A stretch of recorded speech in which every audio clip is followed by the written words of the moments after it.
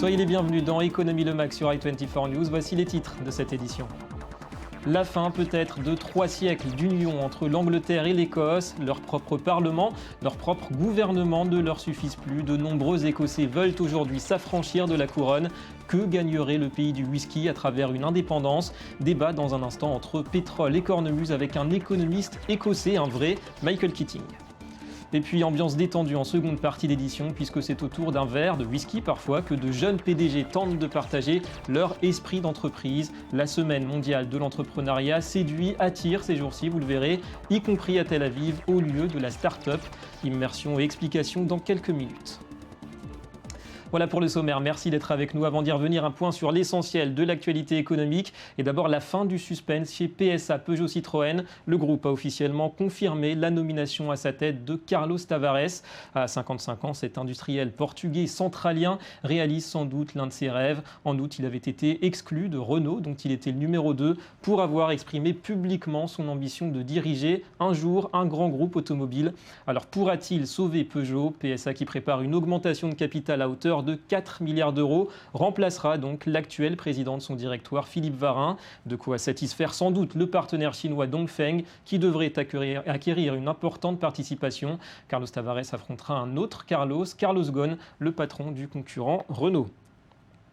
On reste en France avec ces chiffres révélés par Le Figaro ce matin. Ils concernent le coût des retraites des fonctionnaires français. 73%, vous le voyez, du montant total de ces retraites est financé par l'État, par les contribuables. Un total de 37,3 milliards d'euros qui correspond aux insuffisances des cotisations, qui ne financent ainsi qu'une pension de retraite sur 4 dans la fonction publique. Un chiffre à comparer avec le régime des salariés du privé où les cotisations salariales financent 83% des retraites. Il s'agit d'un rapport du Conseil d'orientation des retraites. Selon Le Figaro, ces dépenses de retraite sont en constante augmentation. Dans l'actualité également, ce curieux appel hier du Premier ministre chinois en faveur d'un euro fort. Li Keqiang qui prend ainsi le contre-pied de nombreux dirigeants européens qui dénoncent justement cette vigueur de l'euro.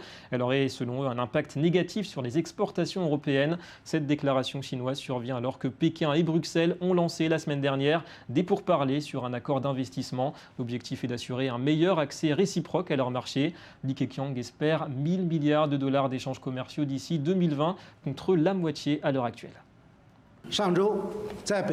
Nous considérons la coopération entre la Chine et l'Europe centrale et orientale comme très importante. Notre relation avec la Roumanie contribue également au processus d'intégration européenne. Nous espérons et nous voulons voir une Europe unie, prospère et développée. Nous souhaitons voir également un euro fort. Voilà, propos tenus, vous l'aurez compris, au cours d'une visite officielle en Roumanie, c'était hier, à la veille d'un sommet Chine-Europe de l'Est. Et on signale que les dirigeants chinois, hongrois et serbes se sont d'ailleurs mis d'accord hier à Budapest sur la modernisation d'une voie ferrée stratégique entre Belgrade et Budapest. Enfin, il faut remonter à l'an 2000 pour voir un Nasdaq aussi radieux. L'indice new-yorkais des valeurs technologiques a repassé hier la barre des 4000 points. C'est une première depuis l'éclatement de la bulle Internet il y a 13 ans. Une conséquence pour les analystes de l'accord sur le nucléaire iranien qui a fait chuter les cours du pétrole. Du coup, un rebond de la consommation des ménages est espéré. Une question à présent pour les investisseurs. Est-on ou non face à une nouvelle bulle? Pour de nombreux experts, eh bien, le risque est limité, notamment du fait des importantes réserves de liquidités de nombreux groupes phares du secteur comme Apple ou Microsoft.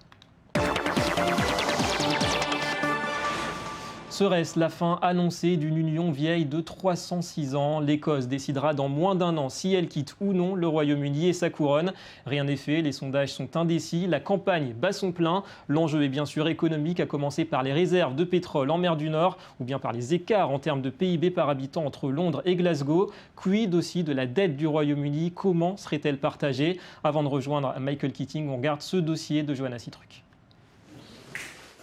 Les Écossais peuvent-ils quitter le Royaume-Uni? C'est mardi que le gouvernement d'Édimbourg a présenté son livre blanc sur l'indépendance de la région. Une indépendance qu'il espère proclamer le 24 mars 2016, si le oui l'emporte lors du référendum prévu en septembre prochain. Le gros avantage de l'indépendance et de la sécurité d'être indépendant est que les Écossais décideront de leur gouvernement. Ils décideront quoi faire des vastes ressources naturelles et humaines de ce pays. Ça semble être un futur plus certain que de se reposer sur les égarements du gouvernement de Westminster. Ce livre blanc détaille en 670 pages tous les aspects économiques et sociaux du projet d'Écosse indépendante. Et selon le Parti national écossais, cela pourrait permettre à la région de devenir un des pays les plus riches du monde. Son PIB par habitant s'élève à plus de 31 000 € par an, alors qu'il dépasse à peine les 26 000 € dans le reste du Royaume-Uni. Les opportunités que nous avons en tant que membres de ce marché unique, en tant que partie d'un des pays les plus importants du monde, sont très importantes pour nous. Et de plus en plus en approchant de 2014. Parmi les questions clés, celle du partage des ressources pétrolières. Selon les experts, 90% de la production d'hydrocarbures du Royaume-Uni se situe dans les eaux territoriales écossaises. Des ressources qui représentent 1,6% des recettes fiscales du pays, mais qui pourraient représenter 15% de celles de l'Écosse indépendante. Mais certains se disent inquiets des perspectives à long terme. Le pétrole et le gaz sont très volatiles, ce qui veut dire que vous ne pouvez pas vous reposer dessus ou bien prédire votre niveau de recette que les gouvernements obtiendront d'une année à l'autre. C'est un secteur vieillissant, c'est de plus en plus difficile d'extraire le pétrole et le gaz. Oui, c'est bien d'en avoir, mais ce n'est pas quelque chose sur lequel un petit pays devrait baser son futur. D'après une enquête parue dans le Sunday Times dimanche, le oui l'emporterait avec 38% des voix, 9 points derrière le non. Mais il reste toujours 15% d'indécis, susceptibles à tout moment de faire basculer l'équilibre. Alors comment s'y prend-on pour diviser la 6e puissance économique mondiale tout de même? L'Écosse gère déjà elle-même sa santé ou son éducation. Alors beaucoup de questions pour cette éventuelle indépendance et ses conséquences pour le reste du Royaume-Uni, pour l'Europe aussi. L'Écosse, c'est 5 millions d'habitants, 63 pour le total du Royaume-Uni et un PIB, on l'a vu, nettement supérieur en Écosse à celui de l'Angleterre ou du Pays de Galles. On rejoint tout de suite en liaison depuis Aberdeen, c'est en Écosse. Michael Keating, bonjour et bienvenue à vous. Bonjour. Alors vous êtes économiste, professeur d'université. Alors une question simple tout d'abord, l'Écosse y gagne-t-elle vraiment à devenir indépendante? Oui, c'est bien possible parce que c'est un pays riche en Europe. Les flux financiers entre l'Angleterre et l'Écosse sont plus ou moins en équilibre. Et même les unionistes, même ceux qui s'opposent à l'indépendance de l'Écosse, disent que c'est parfaitement fiable une Écosse indépendante. La question sera si l'Écosse sera mieux au Royaume-Uni ou bien qu'il peut prospérer plus comme État indépendant. Et justement, le reste du Royaume-Uni, Angleterre, Pays de Galles, Irlande du Nord, doivent-ils craindre cette sortie de l'Écosse d'un point de vue économique?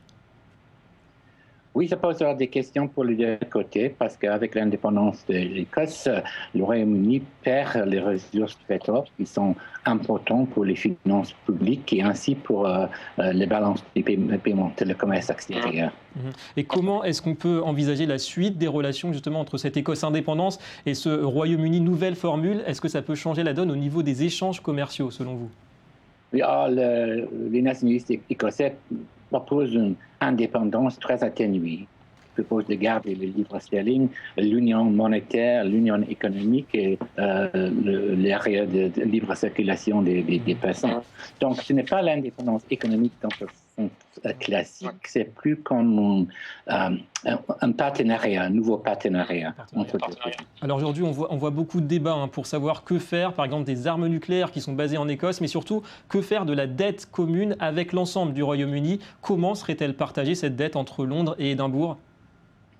Le livre blanc propose deux formules. Une formule historique très favorable à l'Écosse parce que ça prendra en compte tous les impôts sur le pétrole les derniers 30 ans. L'autre formule, moins favorable à l'Écosse, plus favorable au reste du Royaume-Uni et la population, la participation pour population. La question nucléaire est une question très, très sensible et très difficile parce que les bases nucléaires du Royaume-Uni sont en Écosse, physiquement en Écosse. Et les nationalistes insistent sur la relocation de ces bases nucléaires après, dans un délai du maximum de 4 ans après l'indépendance. Alors pour revenir à l'économie, concernant l'Europe, est-ce que l'Écosse veut ou peut intégrer la zone euro, selon vous? Je vous pose la question de l'euro. Oui. Le livre blanc exclut l'option de l'euro. Il y a 3 options en principe pour la monnaie d'Écosse indépendante. Une monnaie écossaise exclut également. L'euro exclut pour les raisons politiques prises du euro. Donc il reste sur les politiques de maintenir l'union monétaire avec l'Angleterre et d'utiliser ou partager le livre sterling. Merci Michael Keating d'avoir accepté de répondre à nos questions. Je signale que vous avez écrit un livre justement sur l'indépendance de l'Écosse. Merci encore à vous. Voilà, notre second dossier à présent. Et si, pour sortir de la crise, tout n'était qu'une question de volonté, l'esprit d'entreprise est célébré un peu partout ces jours-ci aux 4 coins de la planète.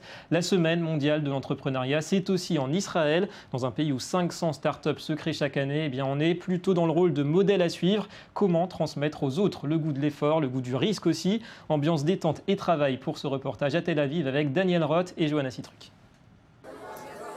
Déguster une bière tout en écoutant une conférence. Voici la scène que l'on pouvait observer ces derniers jours dans les bars de Tel Aviv, à l'occasion de la 3e semaine mondiale de l'entrepreneuriat. Avec plus de 700 startups et 1200 entreprises spécialisées dans la haute technologie, la ville israélienne n'a aucun mal à célébrer l'esprit d'entreprise. À l'heure actuelle et pendant une semaine, 140 pays célèbrent l'esprit d'entreprise partout dans le monde. Ce projet, la bière, l'entrepreneuriat et la bonne humeur, est vraiment à part. L'idée est de faire venir des gens qui ne sont pas nécessairement impliqués dans le cycle de l'esprit d'entreprise. Ça représente 100 ou 200 000 personnes, on les fait venir et on leur montre qu'ils peuvent aussi participer à cet esprit d'entreprise. Igal est un entrepreneur. Il a réussi à décrocher 250 millions de dollars en vendant un de ses nombreux projets. Et selon lui, les bars et les pubs prennent de plus en plus de place dans le paysage entrepreneurial. Les personnes qui font des affaires sont de bonne humeur. Boire aide les gens à se sentir confortables les uns avec les autres. Les meilleures affaires se font autour d'un bon verre. L'événement est aussi l'occasion pour les politiques de s'exprimer sur le sujet.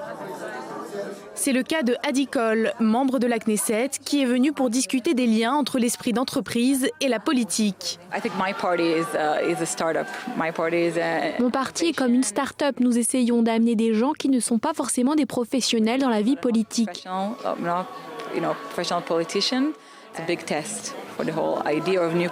Il s'agit d'un test, savoir s'ils peuvent amener la créativité, l'énergie et toutes les valeurs de l'entreprise, mais dans la politique.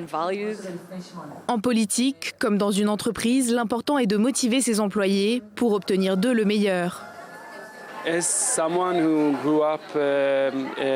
quelqu'un qui a grandi près de l'esprit d'entreprise toute sa vie, il est important d'avoir quelque chose pour donner aux gens de l'inspiration, mais aussi comprendre qu'ils sont capables de faire beaucoup plus que ce qu'ils font. Tout ce dont ils ont besoin, c'est de croire en eux et de savoir qu'ils pourront travailler dur. Donc ils ont besoin de savoir à quoi s'attendre. Travailler dur, la clé du succès. Mais pendant la semaine de l'entrepreneuriat, l'objectif est plutôt de trinquer et penser.